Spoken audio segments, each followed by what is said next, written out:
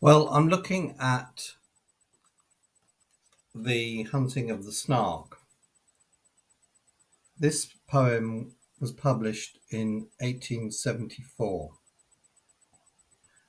and the moral philosophy of Aristotle was published 5 years later.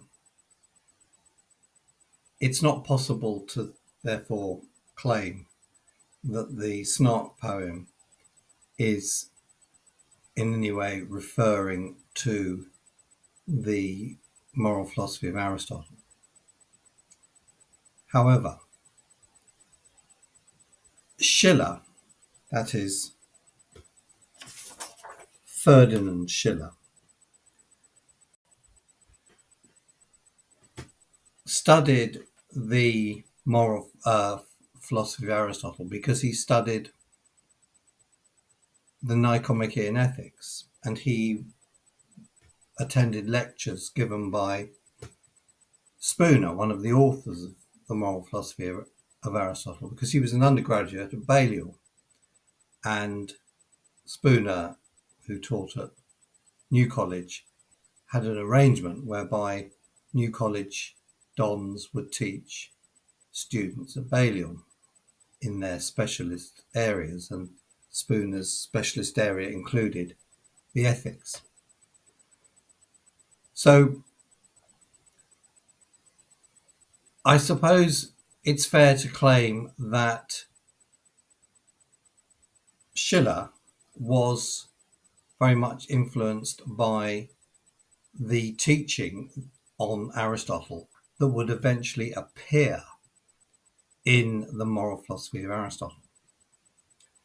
And then in, I think, about 1900, he wrote a commentary on The Hunting of the Snark, in which he explicitly treats it as a response to the Nicomachean Ethics.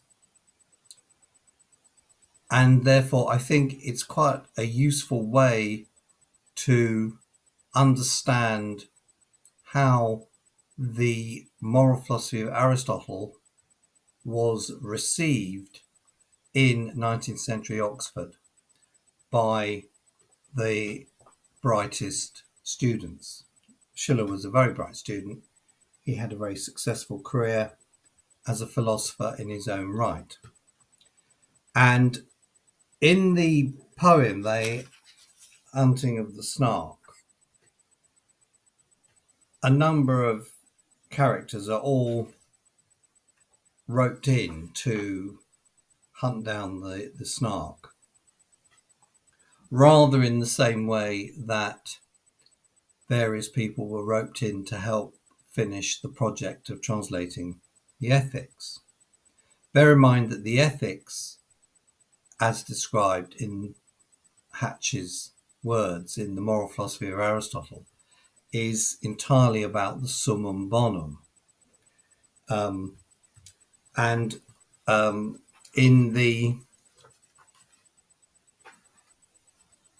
Hunting of the Snark, the Fit the Second is the bellman's speech. The bellman, according to Ferdinand Schiller, represents the Church of England, Anglicanism. So in a way, he represents Walter Hatch. And we're told, this is Lewis Carroll's comments about the bellman. The bellman himself they all praised to the skies. Such a carriage, such ease and such grace. Such solemnity too. One could see he was wise the moment one looked in his face. So that could well be a description of Hatch, who is highly regarded as an extremely clever member of the New College Common Room. He had bought a large map representing the sea without the least vestige of land, and the crew were much pleased when they found it to be a map they could all understand. Well, I think the large map is the work of Hatch and his colleagues in enabling people to navigate through Aristotle's ethics. After all, they're trying to produce a book that, or lectures that would make Aristotle accessible to as wide a public as possible. So a map they could all understand, I think, is a very good description of the moral philosophy of Aristotle. What's the good of Mercator's north poles and equators, tropics, zones, and meridian lines? So the bellman would cry, and the crew would reply, they are merely conventional signs. And I think that has got something to do with the summum bonum. Or certainly that's the view of Schiller. Who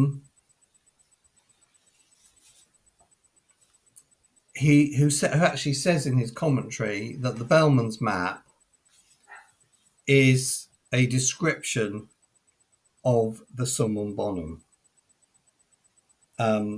This is manifestly intended for a description of the summum bonum, or absolute good, which represents one of the favourite methods of attaining the absolute. Moreover, as Aristotle shows, a knowledge of the summum bonum is of great value to humanity in crossing the ocean of life, although its telos is ougnosis alla praxis. Its goal is not knowledge, but action. And then on the quotation, what's the good of Mercator's north poles and equators, tropic zones and meridian lines? Schiller says, these terms ridicule the attempt made to fill in the conception of the summum bonum, which of course is one of the main themes of the opening book of the Ethics. But I confess I cannot identify the chief philosophic notions in their geographical disguises.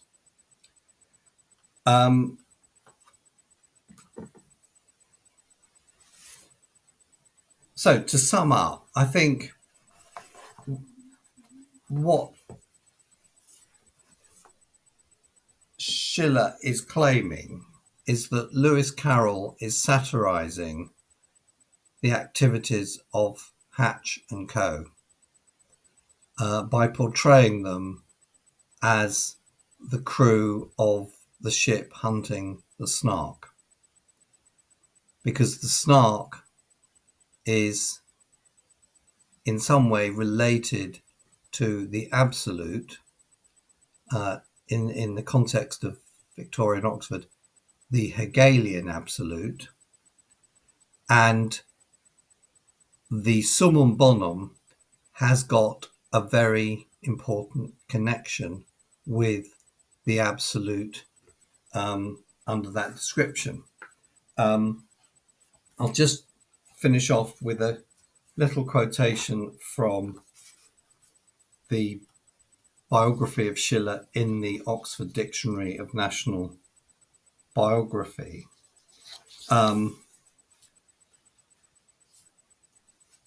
He attacked vigorously thinkers like Plato and Hegel, because they regarded imaginary beings such as the absolute as more real and more important than ordinary human experience, and therefore they produce systems that are useless and inhuman. So there you have it. The absolute is an imaginary being. I think that's exactly what the Snark is, an imaginary being. And there is a satirical edge to the commentary, because he feels that what they're doing is useless and inhuman. And it's Plato who's really in the firing line. Aristotle's ethics are redeemed in the mind, I suggest, of or redeemed to some extent in the mind of Schiller, because it does have value as a guide to action and as an explanation of human thinking, unlike the systems of Plato and Hegel.